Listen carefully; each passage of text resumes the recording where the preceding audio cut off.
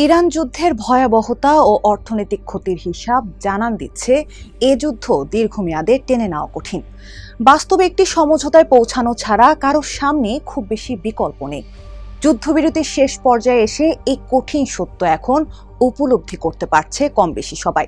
কিন্তু শান্তি চুক্তি মানেই তো কারো না কারো আপোষ করা, অথচ যুক্তরাষ্ট্র ইরান দুই পক্ষই চায় জয়। দুই পক্ষই জয় পেতে পারে এমন কোনো চুক্তি কি আদৌ সম্ভব? চলুন জেনে আসা যাক। সঙ্গে আছি আমি রাইস ইসলাম অসীম। ইরান ইস্যুতে মার্কিন প্রেসিডেন্ট ডোনাল্ড ট্রাম্প বারবার অবস্থান পরিবর্তন করছেন। এটি আসলে তার কোনো কৌশল নাকি তিনি নিজেই বিভ্রান্ত, সেটি বলা কঠিন। তবে এতে ট্রাম্পের দুর্বলতা ও চুক্তির প্রয়োজনীয়তা আরও স্পষ্ট হয়ে উঠছে। তাছাড়া ট্রাম্প নিজেও বারবার বলে আসছেন ইরানের সঙ্গে তিনি একটি চুক্তি চান। বাস্তবতাও বলছে সে কথা। ইরানের সঙ্গে চুক্তি করা ট্রাম্পের জন্য একরকম জরুরি হয়ে পড়েছে, কেননা এই যুদ্ধের কারণে মূল্যস্ফীতি ও জ্বালানির দাম বাড়ছে যুক্তরাষ্ট্রে। এই যুদ্ধের পক্ষে নন তার রাজনৈতিক সমর্থকরাও।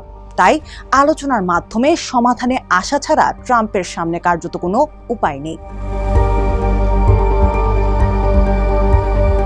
যুক্তরাষ্ট্রের চেয়ে ইরানের জন্য একটি চুক্তি করা আরো বেশি জরুরি, যদিও তারা আলোচনার টেবিলে নিজেদের শক্তিশালী হিসেবে দেখাতে চায়। কিন্তু বাস্তবতা হলো ইতোমধ্যেই তাদের 13,000-এর বেশি লক্ষ্যবস্তুতে হামলা হয়েছে, যার ফলে মারাত্মকভাবে ক্ষতিগ্রস্ত ইরান।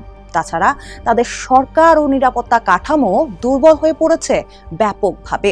39 দিনের বোমা হামলায় ক্ষয়ক্ষতির কথা চাইলেও অস্বীকার করার সুযোগ নেই ইরানের।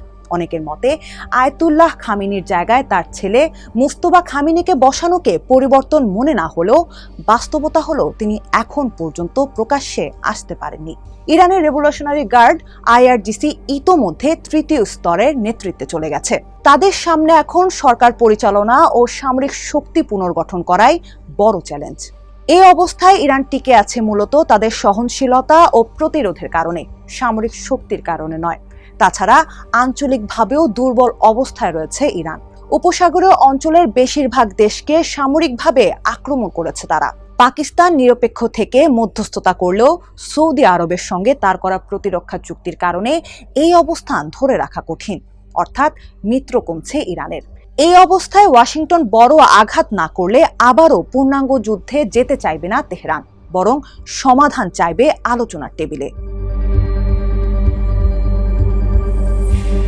প্রথম দফা আলোচনার টেবিলে দুপক্ষই হরমুজ প্রণালী খুলে দেওয়ার পক্ষে মত দিয়েছে। যদিও অন্যান্য বিষয়ে জটিলতা থাকায় যুক্তরাষ্ট্র নতুন করে এই প্রণালীতে নৌ অবরোধ জারি করেছে। এতে চাপে পড়েছে চীন, যে কারণে চীনের উপর চাপ কমাতে ও নিজে ব্যবসা করে টিকে থাকতে হলেও এই পথ খুলে দিতে হবে ইরানকে। পারমাণবিক কর্মসূচি নিয়েও আলোচনা চলছে। ইরান চায় 5 বছরের জন্য ইউরেনিয়াম সমৃদ্ধকরণ বন্ধ রাখতে, বিপরীতে যুক্তরাষ্ট্রের চাওয়া 20 বছরের জন্য। এই পার্থক্য সমঝোতার মাধ্যমে সহজেই সমাধান করা সম্ভব।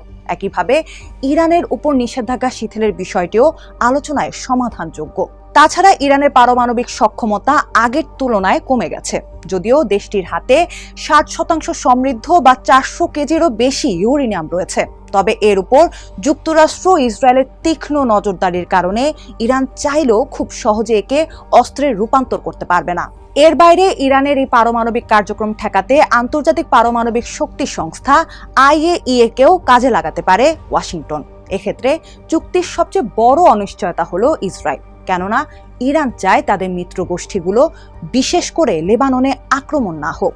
যদিও হিজবুল্লাহ ইসরায়েলে পাল্টা আক্রমণ করে প্রমাণ করেছে যে তারা এখনো পুরোপুরি দুর্বল হয়নি। এক্ষেত্রে এই বিষয়টিকে তাই আলাদা করে রাখা যেতে পারে, আর সেটি করেও দুই পক্ষ নিজেদের জয়ী হিসেবে উপস্থাপন করতে পারে।